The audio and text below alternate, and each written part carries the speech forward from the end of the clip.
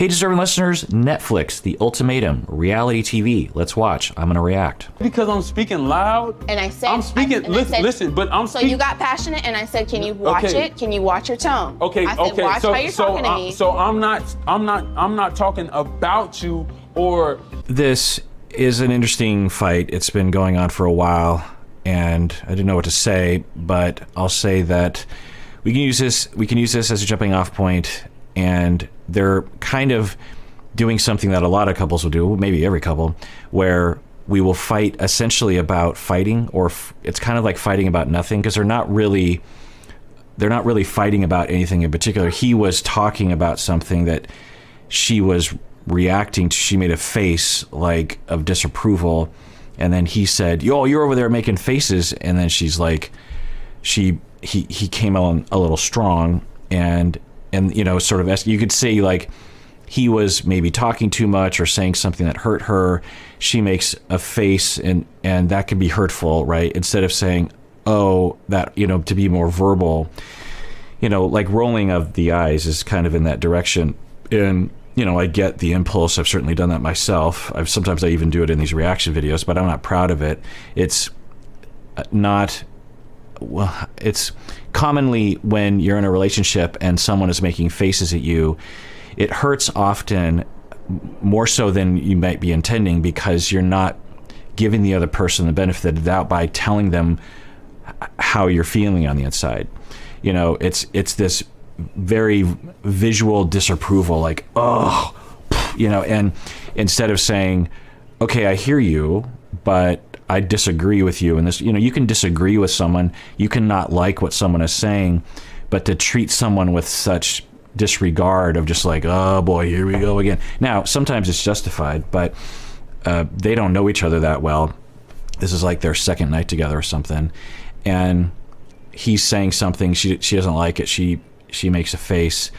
And instead of him addressing it in a constructive way by saying, oh, by your face, it looks like you're not liking what I'm saying. You know, it's a way of not escalating, but often people will. So he's like, oh, you're over there making faces, stop making faces. And then she escalates by saying, well, not escalates, but addresses it by saying, well, maybe it's escalation. So if she were to try to be constructive, she'd be like, oh, I should use my words. It was probably hurtful to be making. Okay, yeah, I hear your tone, but the face, I should be using my words. So the face was, I didn't like what you were saying. Maybe I wasn't understanding. You know, you try to work with it. But she takes it to another level by saying, I can't make faces now. And then he escalates, and, you know, instead of pulling back and going like, oh, is that the way it's coming across? I need to pull back. He's like, well, you're over there, you know, and then it's just off to the races. And so they're each doing this, and past a certain point, kind of early in that process, they're no longer in a constructive zone, and they're just trying to win the argument at this point. And of course, they have no bond. They just met, and so they don't have any reason to persevere and to try to work on things, right? You know, when you love someone, that gives you the motivation to go, okay, I don't want to lose this person. I've got to figure out a way to get back to some constructive zone. So I think on a dime, they're just like having this moment of like, and it's hard to imagine that they could they're in the beginning of the 3 weeks. So it could be a miserable 3 weeks for these people anyway. I'm talking about a situation. I'm about to call you out your name because you are really Call me out my name. You are tripping. All right, you are bet. tripping. And we ain't gotta do this shit. So Wrap you it want up, me bro. to accept who you I'm are? done. We done. You want me with to this. accept who you We are? done. We done but with you this can't shit. accept Then. the fact. So you hear it's just talking over each other. She made a good point where she was saying you're raising your voice, and she keeps pointing that out. And I will actually talk with couples about that, because some people will have aggressive tone, and it's not okay. So I will talk with people about how they can manage that, and it's obviously best case scenario for the person not to ever have tone, but if they do have tone, they either have to catch it. If they don't catch it, then their partner has to give them feedback and say tone. I will even develop little code words that couples will use in a situation to kind of lighten the mood. I've worked with couples who have sang a song in that moment. They'll be like, tone to tone, tone, tone, or something. And it's a way of alerting the other person to go, oh, am I having tone right now? So because the reason why you need these code words is because you can be so amped up and so aggravated and so irritated and so aroused in terms of anger, fight or flight, adrenaline, that if someone just says, hey, you're having tone, it'll trigger you even more. So you need some way of kind of interrupting that system so that it can remind the person with tone to take a breath and relax, because that's usually what's necessary. So she was saying, you're having tone with me. It could be argued he was, he's taller, so it's hard to know, but I don't think he was going to hurt her, but she was saying, you have tone, and then they just started saying a bunch of words that I didn't really even understand. And that's often what'll happen in these kinds of fights. It's just a lot of not listening to each other, a lot of, real quick kind of jabs at each other, and it doesn't seem to be going well. We Did I doing fucking this make shit. facial I'm expressions? gonna go on the walk, Sam. I'm confused. Well, I'm not gonna sit there and make fucking I was faces. actually fucking concerned I about don't your give. night. I honestly listen. I'm done, fam. It is what it is, fam. I'm finna leave. This ain't fucking.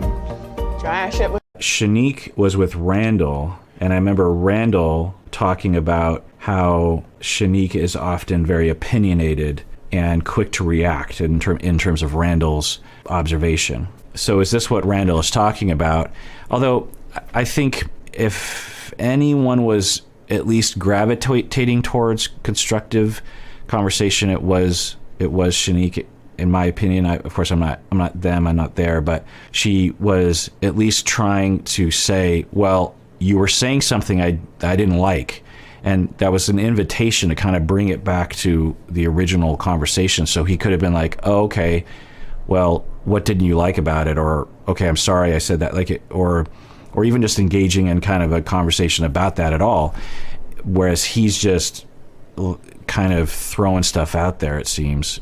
I don't know. I'm guessing that it was a tense moment for the two of them. And, when it's tense and there's cameras around, you don't always, it's hard to think straight in situations like that.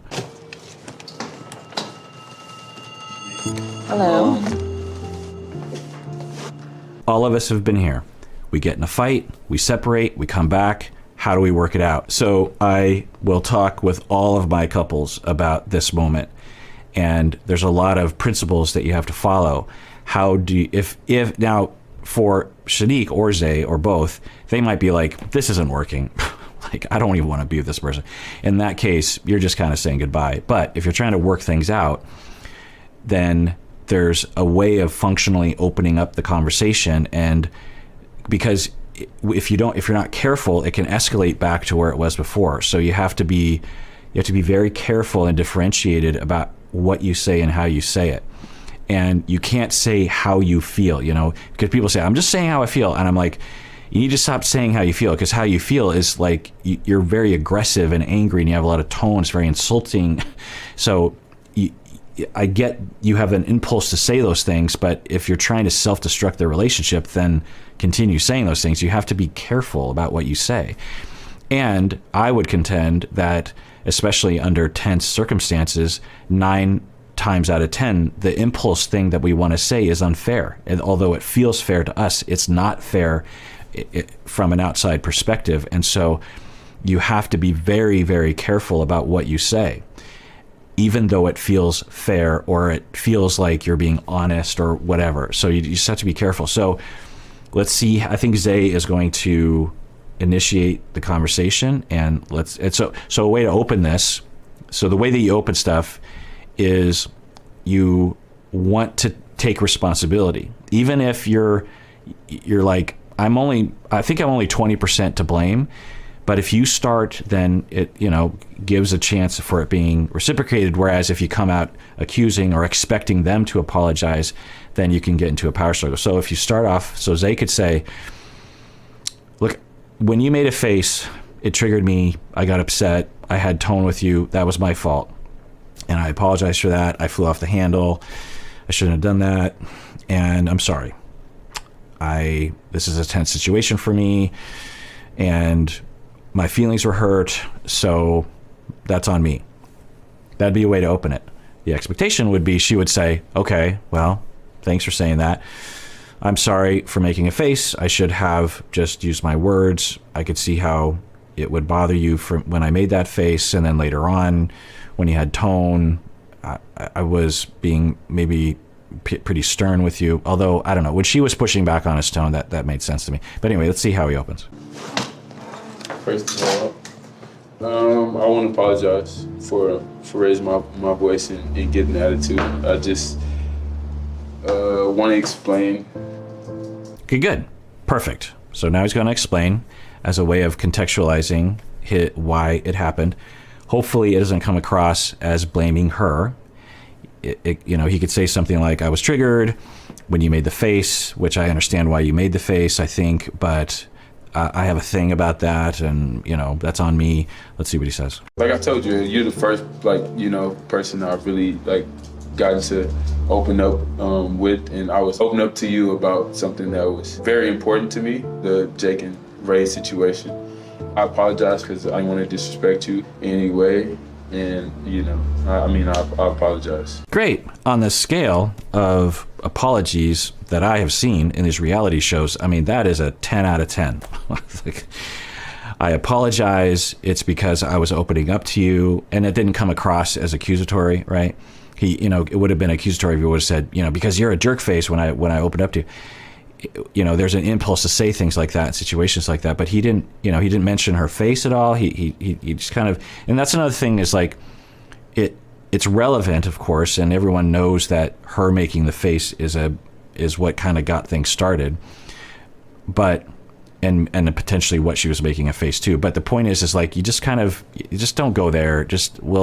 Maybe we'll tackle that later. So, but anyway, I'm sorry. I believe him. I think he's sincere.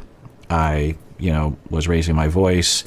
Let me explain. I was opening up. I don't usually do that. I was talking about, my partner Ray and Jake hitting it off, and then when you made the face, well, he didn't say that. But anyway, it's a great apology. So let's see how Shanique responds. Don't give me freaking, I hate you. I'm sorry. Thank you, Papa. That's really cute. Yeah, good. And sometimes you don't got to be verbal. Just hug. Just smile and hug, or shake hands or something. A lot can be communicated through that, so it's good to see. Hard. I have a lot of emotions, and I've been with you every day, so I'm sorry for taking stuff out on you. It's okay. It's okay. Before this experience, I wasn't ready. And the fact, there's so many different ways to communicate that, and so many different vibes you can have. And, he's on the verge of tears, and it, brings a tear to my eye.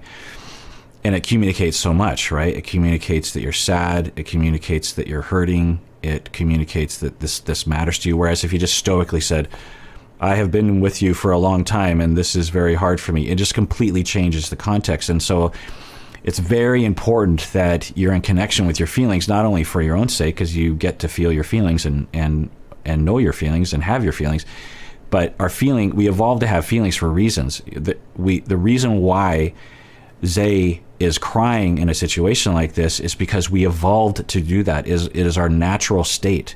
It's a compulsion, right? We don't usually go, okay, now I'm going to cry. It just kind of spews out of us, right? And the reason why we do that is because we're trying to engage someone else's empathy for us, because people have tremendous empathy when people are crying, usually.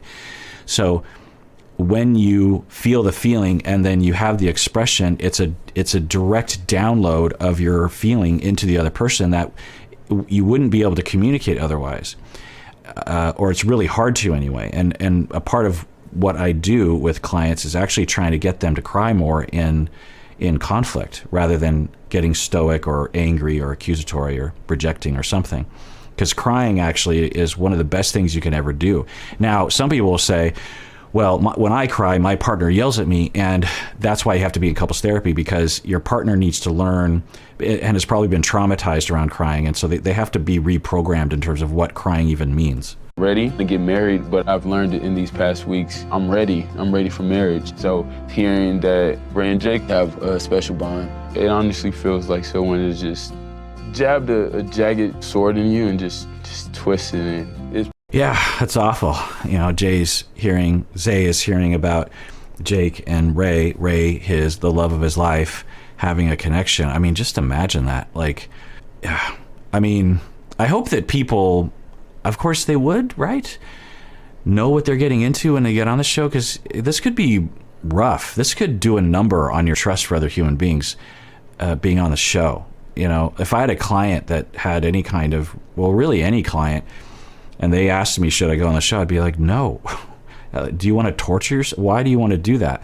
You know, there's other ways to engineer this sort of stuff in your life. Like if you're thinking, well, maybe we should date other people, you could certainly do that. But this show makes you watch it. It makes you actually talk to the person that your partner is dating. And there could be actually some benefits to that, but you know, it's a huge risk. All right, well, that does it for that episode. Everyone out there, please take care of yourself because you deserve it. You really, really do.